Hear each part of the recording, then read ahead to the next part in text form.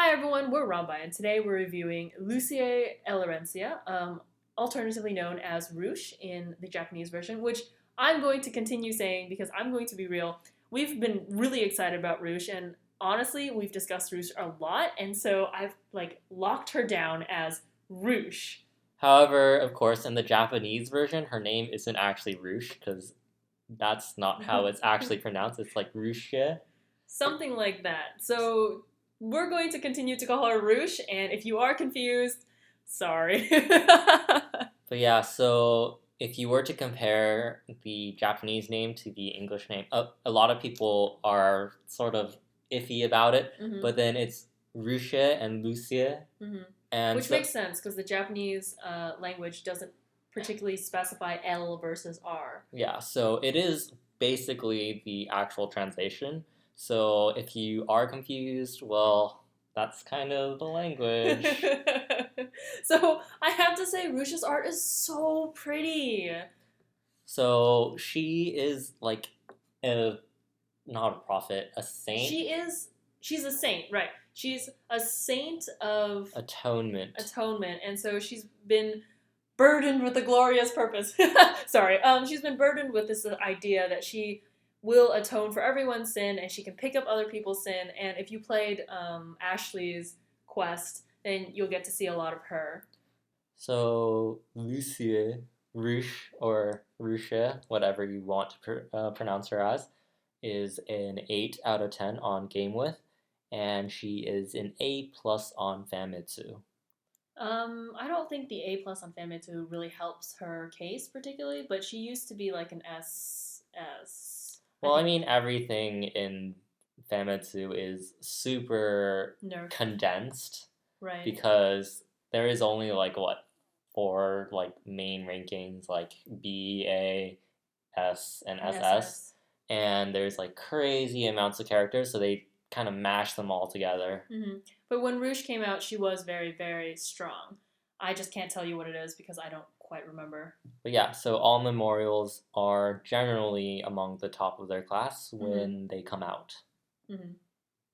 But yeah, so her art is super pretty. It's really bright and angelic. Yeah. And I have to say, it's really, really fancy. And her sprite is super fancy too. So oh my god, I'm so excited for her. But yeah, so her leader skill is Alastor. I think it's Alastor. Alastor's Sin, and it will increase the damage by brawlers and by balance types. It will increase the brawler type damage moderately and balance type characters considerably. And Alastor, as a side note, is her soul partner. And we'll call it Arma because that's what the object, I guess. Yeah. And its name is Alastor. So her passives are speed plus 50%, which is fantastic. Oh my gosh, you can run through stages so fast.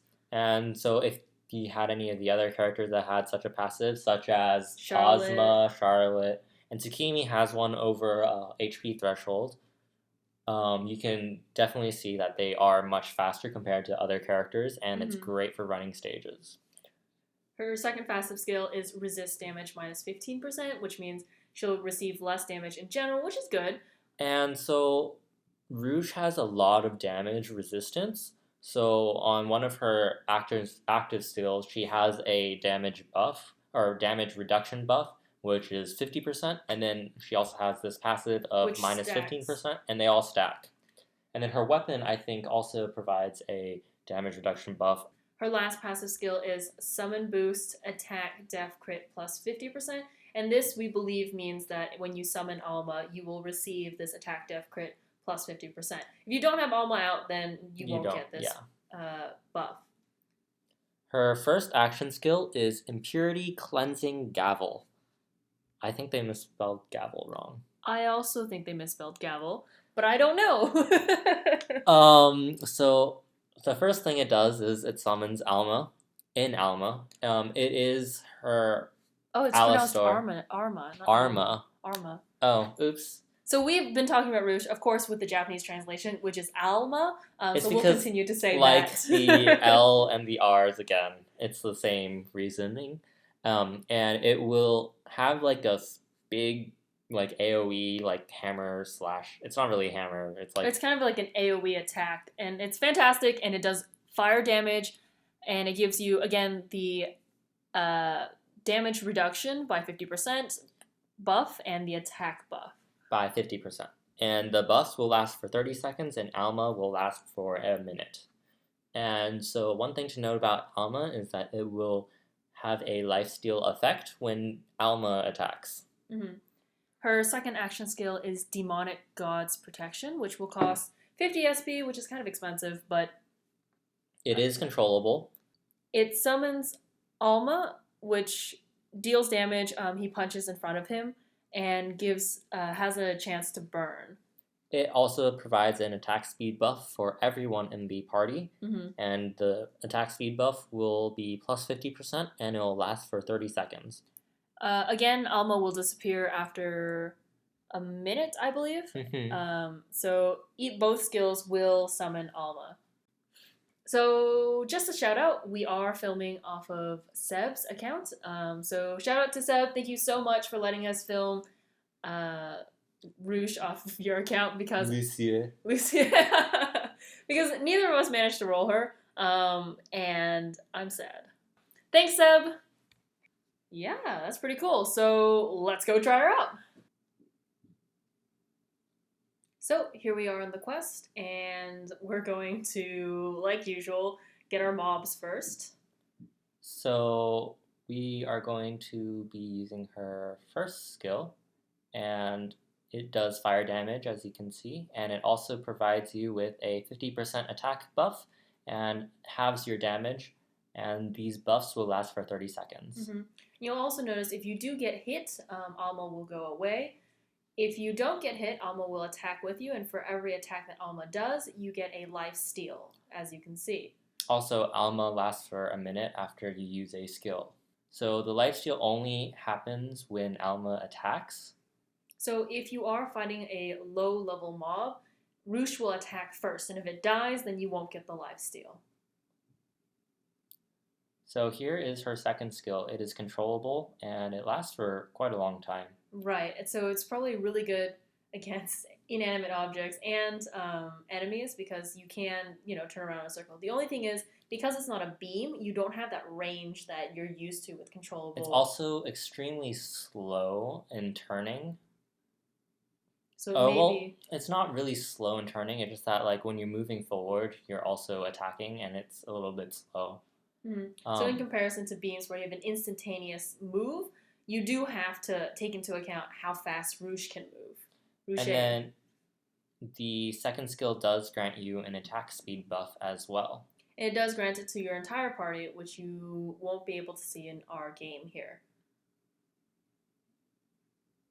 So definitely if you have the opportunity to roll for Rouge, I definitely suggest it. She is one of our better players out there. With Alma giving her the extra attack that she can get, it's amazing. Like, she can just decimate the entire board. And then her other partner, Ashley, is also extremely capable as well. And so it is definitely worth it to roll for these memorial characters. It's just that they are also only 2 characters out of the other 6 stuff in the batch. And the hardest part about that is a lot of the stuff in the batch is super old nowadays. And I know a lot of them have gotten shinkies, but a few of them have been outdated even with their shinkies. Well, actually, not that many have even gotten the shinkies. Like, only, like, it's Cobb and... the mage. And the old, yeah. And one more. So it's really hard to say because Rouge and Ashley are totally worth it. But everyone else in the batch, besides possibly Annabelle, is a little bit outclassed. Yeah. But yeah, if you have the jewels to spend, it might be a good idea to go for Rouge and Ashley. If you don't, it's probably a good idea to save if you have, say, less than like 500, maybe 750 jewels, just because they are only 2 characters and it's not that high of a chance that you would get either one of them. And the other thing is, definitely, again, there are a bunch of really awesome characters that are coming out. There's the Christmas batch, there's... Other stuff. I just can't remember off the top of my head. And getting Roosh, well, would up your game significantly. You can wait for the other batches that are out there with more characters. And I mean, Rouge and Ashley are, of course, not going to stay as the top brawler and dual blade in the game because there's There's already always. this power creep that we're experiencing. So don't worry about it too much if you don't get Roosh and Ashley. It's good, but you don't have to. So thanks for watching, and we'll see you guys next time. Bye! Bye.